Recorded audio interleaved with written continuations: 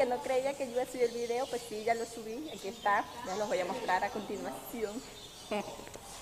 Y hola tía Erika, no pude cumplir tu deseo de grabarme rapeando porque no le llegué a ninguna canción.